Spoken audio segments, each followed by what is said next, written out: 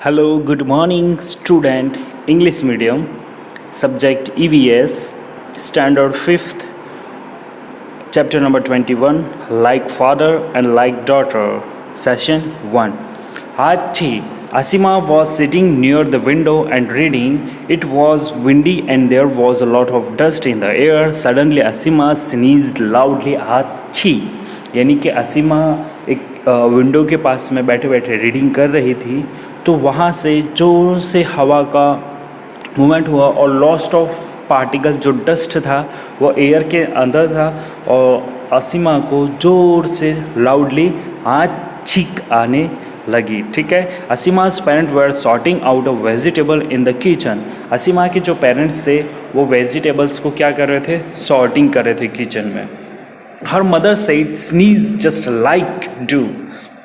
ये जो असीमा की मदर्स कह रही थी कि जब यह छींक करती है, ये बहुत ही मुझे कभी कभार तो ऐसा अच्छा लगता है। इफ़ यू वेयर नॉट, यदि आप जब घर पे नहीं होते हो तो असीमा ये छींक खाती है तो मुझे ऐसा ही लगता है कि आप यहीं पर ही प्रेजेंट हो।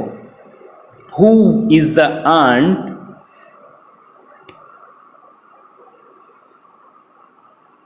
Okay, so Nalima had gone house of her nani in the school holidays. नलिमा एक स्कूल की छुट्टियों में अपनी नानी के घर गई थी और उसने देखा कि आते आते देखा और अंदर जाकर माँ से कहा, मॉम सी, तुमसे कोई मौसी मिलने आई है। तो Nalima's had gone the house of her nannies in the school holidays. She saw someone coming and want to tell her mothers, Amma's a mausi had come to meet you. Her mothers came out see who had come. तो she told Nalima कहती है कि no, this is not your मौसी, ये तुम्हारी मौसीज नहीं है। She is your sister Kiran, ये तुम्हारी सिस्टर है, किरण है। यू नो योर ओल्डेस्ट नानी, आपको तुम जानते नहीं हो कि तुम्हारी नानी ओल्डेस्ट है। Kiran is a daughter of her elder son. Kiran is your cousin sister. In fact your her cute son Sameer मौसी। मतलब ऐसा कहा है, अरे पगली, ये तुम्हारी मौसी नहीं, तुम्हारी बहन है, यह तो तुम्हारी सबसे बड़ी नानी के बेटे, यानी कि तुम्हारे जो नानीज है उनके बेटे की छोटी सी बेटी है जिसका नाम किरण है। और Kiran is daughter elder son. Kiran is your cousin sister, ये तुम्हारी एक कजिन सिस्टर है। In fact your her cute son Sameer मौसी, ये एक असल में तो तुम इनके प्यारे से छोटा समीर की मौसी हो। तो नलिमा स्टार्टेड विथ प्लेइंग समीर, यानी कि नीलिमा ने समीर के साथ खेलना शुरू किया। Her mother called Kiran and said, उनकी मॉम उनके बुला रही थी और कह रही थी, सी माई नलिमा, देखो ये मेरी नलिमा, इसके जो हेयर्स है बहुत ही अच्छे हैं और इसके जो ठीक क्रूलल्स एंड ब्लैक भी है। It is good she does not have a hair like mine, straight limp and brown, यानी कि वह अच्छे तो है परंतु इसको ऐसे हेयर्स है जो पसंद नहीं है, जैसे कि स्ट्रेट हो, माइन्स हो, ब्राउन्स हो। It is the good she does not have hair like mine, straight limp and brown. It means कहा है कि नलिमा और समीर के साथ खेलने लगी। इतने में ही माँ ने कहा, किरण देखो मेरी नलिमा के बाल बिल्कुल ही तुम्हारे बालों जैसे हैं, घने काले और घुंघरालू। शुक्र है कि मेरे बालों की तरह सीधे ही भूरे और बेजान नहीं है। नीलिमा की नानी हंसकर बोली, है ना, हंसी जोर से और बोले, हाँ ये तो बहुत हैरानी की बात है, जैसे कि हम अपने बहनों के घने घुंघराले बाल थे तब वैसे ही हमारी दूसरी पीढ़ी के बच्चों के हैं, राइट, यानी कि आने वाली पीढ़ी है उन बच्चों के भी ऐसे ही बाल अवेलेबल्स थे, राइट। और कहने लगे कि दूर के रिश्तेदार जो मगर आपस में कितने ही जुड़े हुए हम सब हैं। नीलिमा's नानी लाफ, नीलिमा की नानी हंसने लगी और कहा,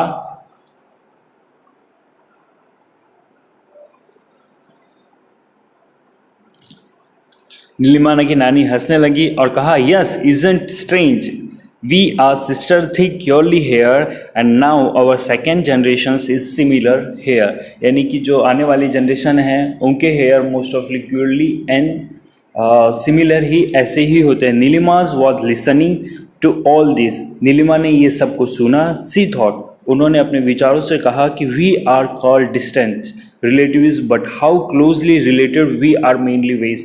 मतलब नीलिमा ने ये सुना और कहा कि ये सारे डिस्टेंस की प्रॉब्लम्स है कि हम हमारे रिलेटिव से बहुत दूरियां बनाकर रखते हैं, और क्या है हम कैसे क्लोजली रहें अपने रिलेटिव्स वालों के साथ, तो वो बहुत सारी एक अलग तरीके से व्यवहार होता है हमारा ये सारा, कि हम किसके साथ किस तरीके से व्यवहार करें, right.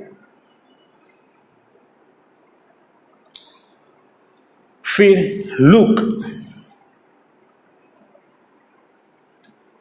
look at next page. Is the Saroj standing in front of a mirror? No, this is her twin. Did you get confused? क्या सरोज आईने के सामने खड़ी थी? जी नहीं, उसके सामने आईना नहीं, उसकी जुड़वा है, ट्विंस है, ये ट्विन सिस्टर्स है। चकरा गए। जब भी कभी वे दोनों मिलते हैं तो मामा भी गड़बड़ा जाते हैं, कभी तो सरोज को डांट पड़ जाती है। इट मीन्स वो देयर मदर्स आर मामाज ऑल्सो गेट कन्फ्यूज्ड, यानी कि उनके मामा उनसे मिलते हैं तब वो भी कंफ्यूज हो जाते हैं और वो देखकर ही कंफ्यूज हो जाते हैं। At times Saroj gets called mishaps done by Suvanshi, तो वो कभी एक दूसरे से डांट भी खा। Sometimes Suvanshi strike her mama and says Suvanshi has gone out, यानी कि सुवांशी को कभी कभार डांट भी पड़ जाती है ना, और डांट पड़ने के कारण वो क्या हो जाती है, नाराज भी वगैरह हो जाती है। सुवासिनी, but now mama's has learn a trick, he says sing and song Marathi thick, why this funny trick, read about them and you will understand. यानी कि सुवासिनी की शैतानी, और कभी सुवासिनी खुद अपने मामा को कहती है कि सुवासिनी बाहर गई है, और आजकल उनके मामा समझ लेते हैं और कहते हैं कि मराठी में गा कर दिखाओ, तो यह क्या तरीका हुआ। तो उनके बारे में पढ़ो, यानी कि उनके बारे में इंफॉर्मेशन जानने की कोशिश की, राइट है। The sisters were just 2 week old when Saroj's father's brother's wife's chachis adopted her and took her to Pune. Everyone Chachi's house is very fond of music. Morning beginning with music in the house. दोनों बहनें 2 हफ्ते की, यानी कि दोनों ही 2 हफ्ते ही हुए थे, और जब सरोज की चाची ने उनको गोद लिया, इट मीन्स इनकी सरोज की जो आंटीज थी तो उन्होंने उनको गोद लिया था और अपने साथ पुणे में लेकर गई थी। तो चाची के घर जब सभी संगीत और बेहद का उनको, यानी कि चाची जी को बहुत ही म्यूज़िक के रिलेटेड बहुत ही इंटरेस्टिंग था, ठीक है। तो वो सिंगिंग मराठी सॉन्ग गाना है, तो इस तरीके से उनको सिखाया करते। सरोजाज को बहुत से गीत और गाने आते थे, यानी कि सरोजा जो थे वो बहुत ही अच्छे और वो भी कौन से, जिसे मराठी लैंग्वेज और तमिल लैंग्वेज में वो सॉन्ग गाती थी। Saroja's knows many song in both the languages Tamil and Marathi. At home everyone speak Tamil and school most of children speak in Marathi, यानी कि वो अपने घर पर हर सभी के साथ तमिल में टॉकिंग करती थी और स्कूल में children speaking in Marathi. Suvanshini stays with her father in Chennai, वो सुवांशिनी वो अपने फादर के साथ में चेन्नई में रहती थी। हर फादर इज कराटेज कोच, उनके जो फादर्स थे वो कराटे के कोचेस थे। Since she was 3, Suvanshini started doing karates with the other children, यानी कि सुवांशिनी दूसरों के साथ कराटे करती थी और साथ साथ में अदर चिल्ड्रंस के साथ में सीखती भी थी, बाकी बच्चों के साथ कराटे करने लगती थी।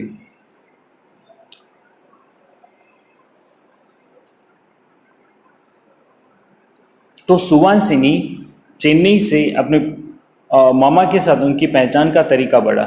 फिर आफ्टर देन जैसे ही हम लोग पेरेंट से मिलते हैं, ठीक है, वो आपस में फैमिली से मिलते हैं, तो हम पूछते हैं कि आप अपने, यानी कि एक ट्रिप्स भी बताई थी, और क्या लास्ट में ऐसा टॉपिक है कि क्या माँ बाप से नहीं मिला तो सती कुछ महीने की थी और जब उसकी एक मतलब एक लेग था वो डिफेक्ट हो गया था और कुछ समय के बाद में कभी भी उनको बहुत सारी दिक्कतें अपने काम करने में बहुत सारी प्रॉब्लम्स आ रही थी, तो दूर दूर तक इट मीन्स उनको पैदल जाना पड़ता था, राइट है। तो कई बिल्डिंग्स में कई लॉट्स जो 10 फ्लोर्स की बिल्डिंग होती है तो उसमें से कभी कभार लिफ्ट की सुविधा, लिफ्ट नहीं चलती थी तो उनको पैदल भी जाना पड़ता था, है ना। तो फिर उन्होंने डॉक्टर के पास से कुछ सलाह ली कि गाइडेंस लिया कि उसे खुद भी डर है कि कहीं जो बच्चे को पोलियो ना हो जाए, तो इस तरह से डॉक्टर की सलाह ली, तो उनके बारे में जाना और उन्होंने ही एक एक्सपेरिमेंट भी बताया, यानी कि ओल्डेस्ट बहुत पुरानी बात है कि एक साइंटिस्ट थे, तो उन साइंटिस्ट ने एक पीस के ऊपर, जैसे हम बोलते हैं ना मटर, है ना, तो उनके ऊपर एक साइंटिस्ट ने रिसर्च किया था। वो रिसर्च करने वाले थे ग्रॉगर मेंडल, ठीक है।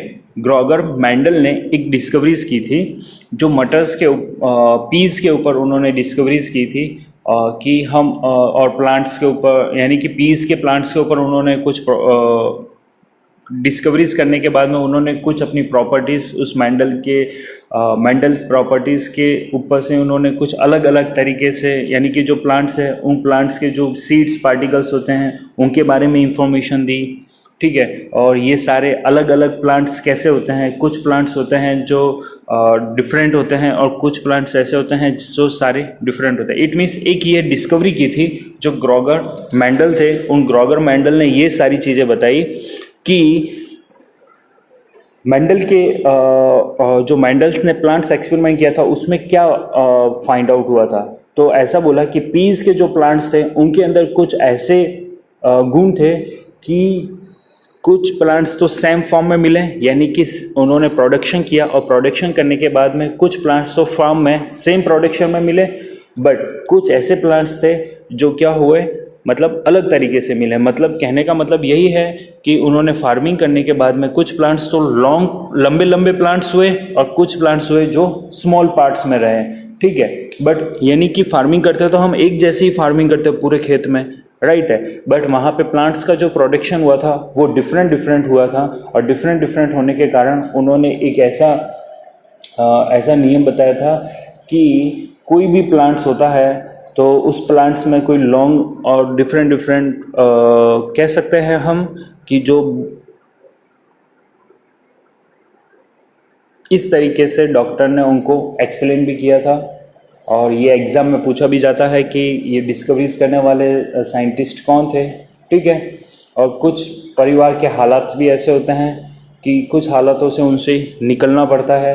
तो कहा जाता है कि ये जो स्टोरी थी एक पेरेंट्स के ऊपर थी। पेरेंट्स यानी कि जो फादर्स है वो अपनी बेटी को किस तरीके से पसंद करते हैं, कितने अच्छे तरीके से सिखाते हैं।